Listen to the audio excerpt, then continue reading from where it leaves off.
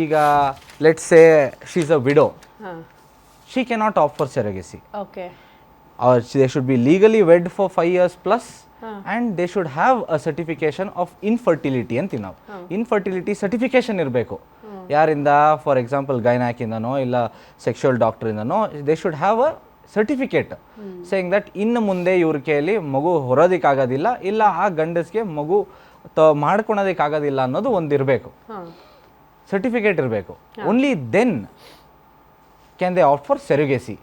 ಆ ಸೆರುಗೇಸಿನೂ ಏನಿದೆ ಅಂದರೆ they say that for women it's 23 to 50 years, ಮೆನ್ಗಾದರೆ 26 to 55 ಇಯರ್ಸ್ ಅಂತ ಏಜ್ ಲಿಮಿಟ್ ಇದೆ, ನಾಟ್ ಅಬೌವ್ ದಟ್ ಅಂತ. Only in certain condition, certain cases ಈ ಥರ ಕೋರ್ಟ್ ಇಂಟರ್ವ್ಯೂನ್ ಆಗಿ ಅವ್ರ ಕೋರ್ಟ್ ಮುಖಾಂತರ ಆರ್ಡರ್ ಮಾಡಿಸಿದ್ರೆ ಮಾತ್ರ ಪೋಸ್ಟ್ 55 ಅವ್ರ ಪೋಸ್ಟ್ 50 ಅಲೋವ್ ಮಾಡೋಕ್ಕೆ ಬರುತ್ತೆ. Okay, fine ma'am. ಈಗ ಈ ಪ್ರೋಸೆಸ್ ಹೆಂಗೆ ನಡೆಯುತ್ತೆ ಅನ್ನೋದ್ರ ಬಗ್ಗೆ ತಿಳಿಸ್ಕೊಡಿ. ಯಾಕಂದರೆ ಒಂದಷ್ಟು ಈ ಹಿಂದೆ ಇದ್ದ ಕಾಯ್ದೆಗೂ ಮತ್ತು ಸ್ವಲ್ಪ ತಿದ್ದುಪಡಿ ತಂದು ಮತ್ತೊಂದು ಬೇರೆ ಕಾಯ್ದೆ ತಂದಿದ್ದಾರೆ. ಬಿಕಾಸ್ ನಾನು ಆಗಲೇ ಹೇಳಿದೆ, ಅದು ಕಳ್ಳ ಸಾಗಣೆ ಆಗ್ತಾ ಇತ್ತು. ಪಾಪ ಎಷ್ಟೋ ಮಕ್ಕಳು ಹುಡ್ತಾನೆ, ಏನಾದರೂ ನ್ಯೂನ್ಯತೆಗಳಿದ್ರೆ ಬೇಡ ಆ ಮಗು ನನಗೆ ಅಂತ ಹೇಳ್ಬಿಡೋದು, ಆ ಮಗು ಅನಾಥ ಆಗೋದು. ಎಷ್ಟೋ ಜನ, ನಾನು ಈಗ ಓದ್ತಾ ಇದ್ದೆ ಒಂದಷ್ಟು ವೆಬ್ಸೈಟ್ಗಳಲ್ಲಿ, ಎಷ್ಟೋ ಜನ ಮಕ್ಕಳನ್ನ ಅನಾಥವಾಗಿ ಬಿಟ್ಟೋಗ್ಬಿಡ್ತಾ ಇದ್ರಂತೆ, ಬೇಡ ನಮ್ಮ ಮಕ್ಕಳು ಅಂತ. ಯಾಕಂದರೆ ತಾಯ್ತನ ಅಂತ ಅನ್ನೋದು ಇದೆಯಲ್ಲ, ಅದು ಬಾಡಿಗೆ ತಾಯಿ ಅಂದರೆ ಅವರು ಸ್ವಲ್ಪ ಏನೋ ಇದರಿಂದ ನಾವು ಜೀವನ ರೂಪಿಸ್ಕೊಳ್ಬಹುದು, ದುಡ್ಡು ಸಿಗುತ್ತೆ, ಪಾಪ ಆ ತಾಯಿಗೂ ಕೂಡ ಒಂದು ಮಗು ಕೊಟ್ಟಂಗೆ ಆಗುತ್ತೆ ಅನ್ನೋ ಮಾನವೀಯತೆ ದೃಷ್ಟಿಯಿಂದ ಓಕೆ ಅಂದಿರ್ತಾರೆ. ನಾಳೆ ದಿನ ಮಗು ಸಾಕಕ್ಕೆ ಅವ್ರಿಗೆ ಆಗಲ್ಲ, ಯಾರು ಪಡ್ಕೊಳ್ಬೇಕು ಅಂತ ಮುಂದೆ ಬಂದಿರ್ತಾರೆ ಅವರು ಮಕ್ಕಳು ಬೇಡ ಅಂದ್ಬಿಟ್ರೆ ಮಕ್ಕಳ ಭವಿಷ್ಯ ಏನು? ಎಷ್ಟು ಜನ ಬಿಟ್ಟು ಹೋಗ್ತಿದ್ರಂತೆ ಮಕ್ಕಳನ್ನ. ಸೊ ಅದ್ರ ಬಗ್ಗೆ ಒಂದು ಕ್ಲಾರಿಟಿ ಸಿಗಬೇಕು ಅಂತ ಅನ್ಸುತ್ತೆ ಜನರಿಗೆ ಅಂತ. ಸೊ ಮುಂಚೆ ಏನಿತ್ತು ಅಂದರೆ ಫಾರಿನ್ ಕಪಲ್ಸ್ನು ಬಂದು ಇಂಡಿಯಾದಲ್ಲಿ ಇಂಡಿಯನ್ ಫೀಮೇಲ್ಸ್ನ ಸರೋಗೇಟ್ ಮದರ್ ಆಗಿ ತಗೊಂಡು IVF ಮೂಲಕ ಮಗು ಮಾಡಿಕೊಂಡು ಆ ಮಗುನ ಅವ್ರ ಕಂಟ್ರಿಗೆ ತಗೊಂಡು ಹೋಗ್ಬೋದಾಗಿತ್ತು. ಸೊ ಅವಾಗ ಏನಾಗ್ತಿತ್ತು, ಎಷ್ಟೊಂದು ಜನ, ಸೊ ಎಷ್ಟೊಂದು ಇನ್ಸಿಡೆನ್ಸಲ್ಲಿ ಅವರು IVF ಟ್ರೀಟ್ಮೆಂಟ್ ತಗೋಬೇಕಾದ್ರೆ ದಂಪತಿಗಳು ಅನ್ಯೋನ್ಯವಾಗೇ ಇದ್ದು ಸರೋಗೇಟ್ ಮದರು ಪ್ರೆಗ್ನೆಂಟ್ ಆಗಿ ಇನ್ನೇನು ಡೆಲಿವರಿ ಟೈಮಲ್ಲಿ ಆ ಕಪಲ್ ಡಿವೋರ್ಸ್ ಆಗೋದು, ಮತ್ತೆ ಮಗು ನೋಡಕ್ ಚೆನ್ನಾಗಿಲ್ಲ, ಮಗುನಲ್ಲಿ ಏನೋ ಪ್ರಾಬ್ಲಮ್ ಇದೆ ಅಂತ ಮಗುನ ಕೇಳ್ದೆ ಬಿಟ್ಟು ಅವ್ರ ಕಂಟ್ರಿಗೆ ವಾಪಸ್ ಹೋಗೋದು, ಈ ಥರ ತುಂಬ ಇನ್ಸಿಡೆನ್ಸು ನಡೆದಿದೆ. ಮತ್ತು ಇನ್ನೊಂದು, ನಮ್ಮ ಇಂಡಿಯಾದಲ್ಲೇ ತುಂಬ ಈ ರಿಚ್ ಕಮ್ಯುನಿಟೀಸ್ ಆಗಲಿ, ಫಿಲ್ಮ್ ಸ್ಟಾರ್ಸ್ ಆಗಲಿ, ಎಷ್ಟೊಂದು ಜನ ಸೊ ನಮ್ಮ ಇದು ಸೌಂದರ್ಯ ಹಾಳಾಗತ್ತೆ ಅಂತಾನೂ ಕಮರ್ಷಿಯಲ್ ಸರೋಗೆಸಿಗೆ ಹೋಗ್ತಾ ಇದ್ರು.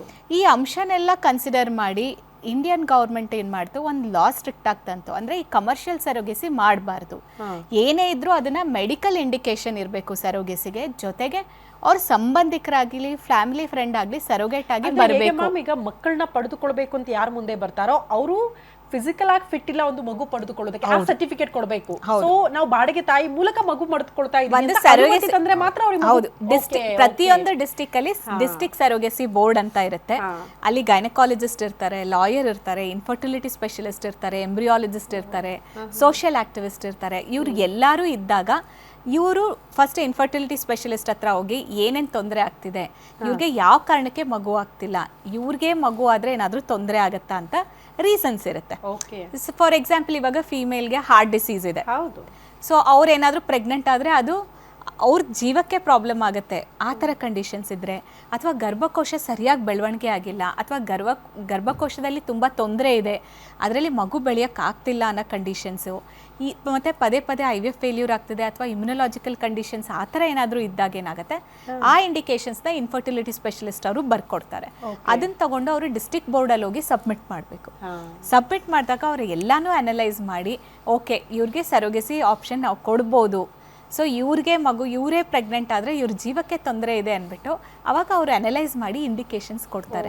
ಆಯಿತು ಇವ್ರು ಹೋಗ್ಬೋದು ಅಂತ ಸರ್ಟಿಫಿಕೇಟ್ ಕೊಟ್ಟಾಗ ಅವಾಗ ಮಾತ್ರ ಹೋಗಕ್ಕೆ ಸಾಧ್ಯ ಇರುತ್ತೆ. ಎಸ್, ಇದು ಸ್ಟ್ರಿಕ್ಟ್ ಆಗಿ ತಂದಿರೋದು ಏನಕ್ಕೆ ಅಂದರೆ ಈ ಕಾನೂನನ್ನು ತುಂಬ ಮಿಸ್ಯೂಸ್ ಮಾಡ್ಕೊತಾ ಇದ್ರು ಮುಂಚೆ, ಅದಕ್ಕೋಸ್ಕರ ಇಷ್ಟೊಂದು ಲಾನ ಸ್ಟ್ರಿಕ್ಟ್ ಆಗಿ ತಂದಿದೆ. ಮತ್ತು ಇನ್ನೊಂದು ಏಜ್ ಲಿಮಿಟ್ ಯಾಕೆ ಇಡಬೇಕು ಅಂದರೆ, ಒಂದು ಇವಾಗ ನಾವು ಯಾಕೆ ಅನ್ನೋದ್ರ ಬಗ್ಗೆ ನಾನು ಖಂಡಿತ ಕ್ಲಾರಿಟಿ ತಗೊಳ್ತೀನಿ.